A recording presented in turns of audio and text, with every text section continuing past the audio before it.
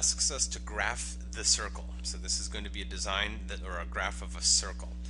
Now we're going to have to use some back techniques. So if you haven't reviewed these in a while, I'm going to use completion of the square, completing the square, and I'm also going to be using the equation of a circle to recognize the center and the radius.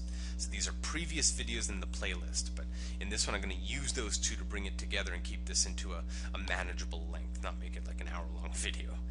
Okay, so as I approach the problem, I'm going to collect the x's together. We have an x squared minus an 8x. Then we have a y squared, adding a y squared, and we have a minus 2y. And those are separate from the negative 1, which is hanging out there. Okay? Now, completing the square.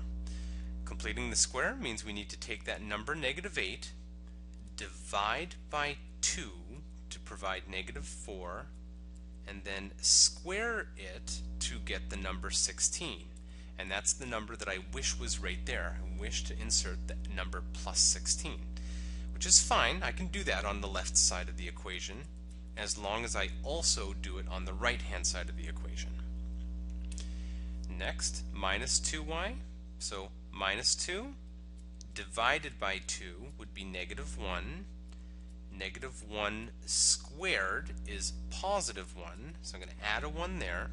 Again, totally legal move, as long as I also add 1 on the right-hand side.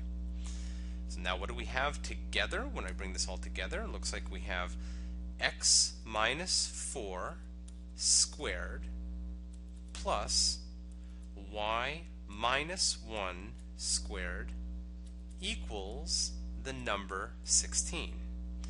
So now graphing is no sweat, right? Go into the graph. We have a center which is located at, the center is going to be located at opposite of that number for the right shift and the upshift. So we're going to put our center at 1, 2, 3, 4, comma 1. And then for the radius is going to be the square root of the number over here, which is 4.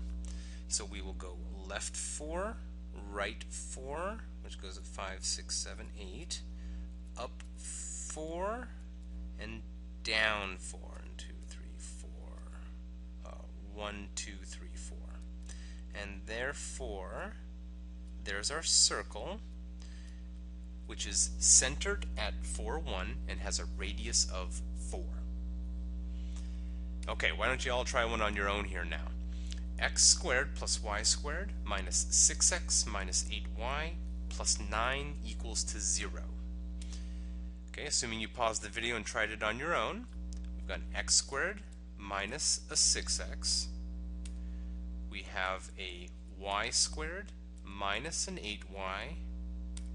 And we have a negative 9 on the right. So I'm forcing that over to the right-hand side. Now, negative 6 divided by 2 is negative 3. Negative 3 squared is positive 9. And negative 8 divided by 2 is negative 4. Negative 4 squared is 16. So I ended up throwing in a 9 and I threw in a 16. So I'm going to maintain the balance by also inserting them on the right.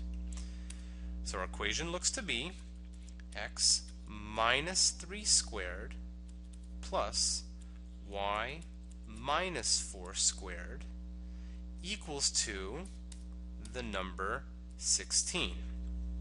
So we can use that to graph our circle now.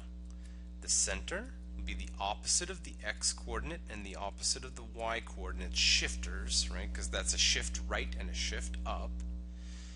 Then we also have a radius, which would be the square root of 16, which means the radius would be equal to 4. And so our graph, if we come over here, is going to be centered at 3, 4, 1, 2, 3, 1, 2, 3, 4, and it will have a radius of 4. So 1, 2, 3, 4 down, 1, 2, 3, 4 up, 1, 2, 3, 4 to the left, and 1, 2, 3, 4 to the right. And so the circle is going to be drawn in like that within the accuracy of the artist.